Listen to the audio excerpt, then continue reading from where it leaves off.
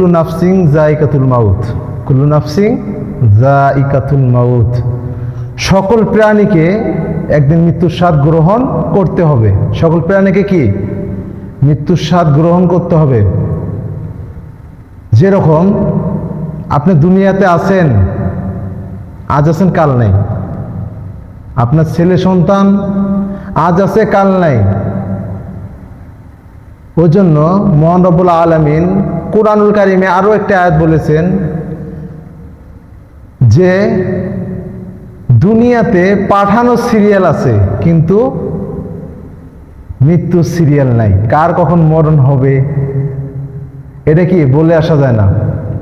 আল্লাহ তাআলা কার কখন কোথায় কি অবস্থায় মরণ রাখছেন এটা আমি আপনি কেউ বলতে পারবো না। তো আল্লাহ তাআলা আমাদের সকলকে বুঝার তৌফিক দান করুক। তো সম্মানিত উপস্থিতি, আপনাদের সামনে আজকে আমি যে বিষয়টা নিয়ে আলোচনা করব, মা বাবার গুরুত্ব, পিতামাতার খেদমত। সবাই কি করতে পারে? সবাইরে তৌফিকে জোটে না। সবাইরে তৌফিকে কি জোটে না। বাবা মার খেদমত কন, গুরুজনের খেদমত কন, সবাই করতে পারে না। সবাই করতে পারে? সবাই পারে না। মহান রব্বুল আলামিন আপনাকে আমাকে, আমি যে এখানে আছি, আমি এখন কি আপনাদের উস্তাদ। আমি আপনাদেরকে যেটা শিখাবো সেটা আপনারা শিখবেন, সেটা আমল করবেন, সেটা মেনে চলবেন। এটাই কি একটা উস্তাদের দেওয়া শিক্ষা। এইরকম আমরা দুনিয়াতে আছি, বাপ মায়ের একটা অবদান তো আছে। আব্বা আম্মা দুনিয়াতে কষ্ট করে আপনাকে এত বড় ছোট থেকে সে কোলে থেকে মানুষ করছে আব্বা আম্মা।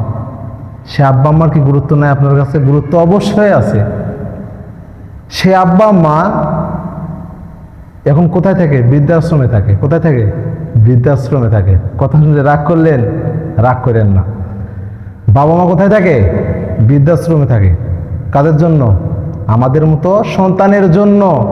আমাদের মতো কিসের জন্য? সন্তানের জন্য। আল্লাহ তাআলা আমাদের সকলকে হিদায়াত দান করুক। বাবা মার জন্য আমরা যেন খেদমত যেন করতে পারি। আব্বা আম্মা কার কার বেঁচে আছে? হাত তুলেন। মাশাআল্লাহ, অনেকের আব্বা আম্মা বেঁচে রয়েছে। আব্বা আম্মা সবাই খেদমত করেন তো? খেদমত করেন না।